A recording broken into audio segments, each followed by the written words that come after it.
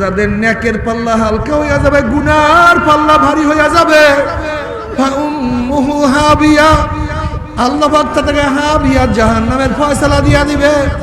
আল্লাহ তুই আমাদের সবাইকে মাফ করিয়া দাও। হাবিয়া কেমন জিনিস? হাবিয়া কোন জাহান্নাম?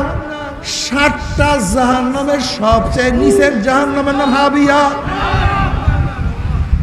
7 জাহান্নামের সবচেয়ে কঠিন জাহান্নামের নাম হাবিয়া।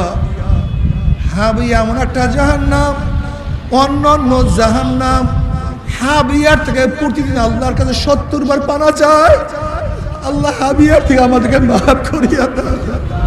মনে রাখতে হবে আমাদের মধ্যে গ্রুপ কয়টা? 2টা গ্রুপ। জোরে বলেন। ফারিকুন ফিল জান্নাতি ওয়া ফারিকুন ফিস সাইর। একদল জান্নাতি আর একদল জাহান্নামী। একদল আর একদল জান্নাতে। কারা যাবে? আল্লাহ পাক কালামে পাকের মধ্যে ফরমান, ইন্নাল্লাযীনা আমানু ওয়া আমিলুস সালিহাতি কানাত লাহুম জান্নাতুল ফিরদাউসি নুজুলা।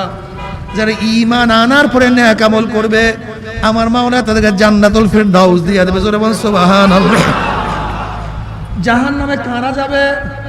আল্লাহ পাক কালামে পাকের মধ্যে ফরমান, ওয়া মান ইয়ামাল মিসকালা যাররাতিন শাররান ইয়ারা ওয়া মান ইয়ামাল মিসকালা যাররাতিন শাররান ইয়ারা। যাদের আমল নামায় 1 জাররা পরিমাণ গুনাহ ভারী হইয়া যাবে, আল্লাহ মাফ করিয়া দাও। আসলে তোমার মধ্যে আমার মধ্যে আমার মাওলার ভয় নাই। ইমাম আযম আবু হানিফা রাহমাতুল্লাহ আলাইহি এই আয়াত তেলাওয়াত করেন, সারা রাত জার জার করে কাঁদেন আর মাওলার কাছে বলে, মাওলা রে, আমি আবু হানিফাকে যদি 1 জাররা পরিমাণ গুনার শাস্তিও দাও, যদি 1 জাররা পরিমাণ গুনার শাস্তি আমি আবু হানিফাকে দাও, আমি তো সহ্য করতে পারবো না। আল্লাহ তুমি আমাদের মাফ করিয়া দাও। আব্বাজান রহমাতুল্লাহ আলাইহি যখন বার্নেম হসপিটালে, আমি তাকে দেখার জন্য রুমের মধ্যে ঢুকলাম। আব্বা একা একা বসে আছে। আমি ঢুকার পরে আব্বাজান রহমাতুল্লাহ আমার হাত খানা খপ করিয়া ধরিয়া পড়ছে। এরপর 2 চোখের পানি ফেলে দিল, ফয়েজ মাওলা কি আমাকে মাফ করবেনি? মাওলা কি আমাকে মাফ করবেনি? আমি বললাম, আব্বাজান আপনার স্নেহ ঠিক মতো আমরা পাই নাই, সারা জিন্দেগি আপনি দ্বীনের পথে লাগাইয়া দিয়েছেন। মাওলা যদি আপনাকে মাফ নাই করে, মাওলা কাকে মাফ করবে? এই সান্ত্বনা দেওয়া শুরু করলাম। যারা জিন্দেগি ভর দ্বীনের কাজ করছে, তারা যে মাওলা কি এত ভয় করতে পারে? তোমার আমার উপায় কি বুঝে তো আসে না। বাবারে, সাহাবারা দ্বীনের কাজ করতে গিয়ে কত চেষ্টা করছে, কত ত্যাগ করছে। তুমি আমি দ্বীনের চেষ্টা করতে গিয়ে কেন ত্যাগ করি না? সাহাবারা দ্বীনের কাজ করতে গিয়ে কত রক্ত ঝরাইছে, কত জীবন ছড়াইছে, কত ক্ষুধার্ত অবস্থায় রাত্র কাটাইয়া দিছে, দিন কাটাইয়া দিছে। আম্মা জান আয়েশা সিদ্দিকা রাদিয়াল্লাহু তাআলা আনহা ফরমান, অনেক সময় নবীর ঘরে 3 দিন পর্যন্ত আগুনই জ্বলতো না। আলী রাদিয়াল্লাহু ফরমান, হে গোটা দুনিয়ার মানুষ, সরদার দু আলম জনাব মুহাম্মদুর রাসূলুল্লাহ সাল্লাল্লাহু আলাইহি ওয়াসাল্লামের কলিজার টুকরা ফাতেমার অবস্থা শুনো।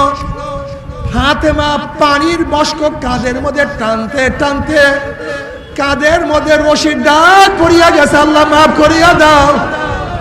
ফাতেমা জাতা ঘুরাইতে ঘুরাইতে, চাকি ঘুরাইতে ঘুরাইতে হাতের মধ্যে দাগ পড়িয়া গেছে। আলী রাদিয়াল্লাহু ফরমান, ফাতেমার এবং আমার মাত্র একটা বিছানা ছিল, তাও একটা ছাগলের চামড়ার বিছানা। রাত্রে একই বিছানায় 2 জন ঘুমাইতাম। আবার দিনের বেলা পশুর খাদ্য ওই বিছানার উপরে দেওয়া হইতো। এত সাধনার পর আমার মাওলাকে ভোলে না। আর তুমি আমি একটু নামাজ পড়তে পারি না। আল্লাহ তুমি ইবাদত করার তৌফিক দিয়া দাও। বাবারে, একদল জান্নাতি আর একদল জাহান্নামী। যদি গুনাহ নিয়ে কিয়ামতের ময়দানে উঠো, ফাআম্মা মান সাকুলাত মাওয়াজিনুহু ফাহুয়া ফি ঈশাতির রাদিয়া। যাদের গুনার পাল্লা হালকা, যাদের গুনার পাল্লা হালকা হইয়া যাবে, নেকের পাল্লা ভারী হইয়া যাবে, আমার মাওলা তাদেরকে জান্নাতের ফয়সালা দিয়ে দেবে। আল্লাহ তুমি কবুল করিয়া নাও। আর যাদের নেকের পাল্লা হালকা হইয়া যাবে, গুনার পাল্লা ভারী হইয়া যাবে, ফাউম্মুহু হাবিয়া, আল্লাহ পাক তাদেরকে হাবিয়া জাহান্নামের ফয়সালা দিয়া দিবে। আল্লাহ তুমি আমাদের সবাইকে মাফ করিয়া দাও। হাবিয়া কেমন জিনিস? হাবিয়া কোন জাহান্নাম? 7টা জাহান্নামের সবচেয়ে নিচের জাহান্নামের নাম হাবিয়া। 7 জাহান্নামের সবচেয়ে কঠিন জাহান্নামের নাম হাবিয়া। হাবিয়া এমন একটা জাহান্নাম, অন্যান্য জাহান্নাম হাবিয়ার থেকে প্রতিদিন আল্লাহর কাছে 70 বার পানা চায়, আল্লাহ হাবিয়ার থেকে আমাদেরকে মাফ করিয়া দেন। হাবিয়া সম্পর্কে নবী আলাইহিস সালাতু ওয়াস সালাম ফরমান, হাবিয়া এমন একটা জাহান্নাম, দুনিয়ার গাছপালা, তরুলতা, পাহাড় পর্বত যাহা কিছু আছে সব যদি একত্রিত করিয়া হাবিয়ার মধ্যে নিক্ষেপ করা হয়, মুহূর্তের মধ্যে সব জ্বালাইয়া সব ধ্বংস করিয়া ফেলাইবে। আল্লাহ তুমি আমাদের সবাইকে ক্ষমা করিয়া দাও। হাবিয়ার মধ্যে যখন জাহান্নাম থেকে মারা হবে, 70 বছর পর্যন্ত হাবিয়ার নিচে জাহান্নাম যাইতেই থাকবে, যাইতেই থাকবে। বাবারে সহ্য করতে পারবি? ওই আযাব তো কেউ সহ্য করতে পারবো না। তবে মুমিন মুসলমান বলতে সবাই মনে চায় গুনার থেকে ফিরিয়া নেক আমল করিয়া মাওলার জান্নাতে কিন্তু সবাইরই যাইতে মনে চায়। কিন্তু কেনই বা আমরা নেক আমল করতে পারি না, কেনই বা গুনার কাম ছাড়তে পারি না? এর মূল কারণ আপনার এবং আমার পিছনে নফস এবং শয়তান লাগিয়া রইছে। এই নফস এবং শয়তান থেকে বাঁচার জন্য যে কোনো একজন হক্কানি আল্লাহর ওলির হাতে হাত দিতে হবে রে বাবা। খবরদার, বর্তমান জমানায় পীর মুরিদের নামে ভেজাল, ব্যবসা, দলাদলে হিংসা, হাসাদে পরিণত হয়ে গেছে। সমস্ত আল্লাহর ওলির একমত, যেই পীরের 5 জন মুরিদের মধ্যে কমপক্ষে 3 জনকে দেখবেন আলহামদুলিল্লাহ সুন্নাত মুআফিক আমল আখলাক মজবুত হইয়া যাইতে আছে, গুনার কাম ছাড়তে আছে, নেকের আমল ধরতে আছে, কলব নরম হইয়া চোখে পানি আসতে আছে। বৃক্ষতর নাম কি, ফলে পরিচয়। আমি চরমনাই বুঝি না, চরমনের দাওয়াত, প্রশংসা, প্রচার প্রসার করার জন্য আসিনি রে বাবা। চরমনায় যাওয়ার তোমার কোনো দরকার নাই, কোনো দরকার নাই, কোনো দরকার নাই। তুমি যার কাছে গিয়া পারো গুনার কাম ছাড়ো, নেকের আমল ধরো, কলব নরম করিয়া চোখে পানি নিয়া মাওলার কবরে যাইও।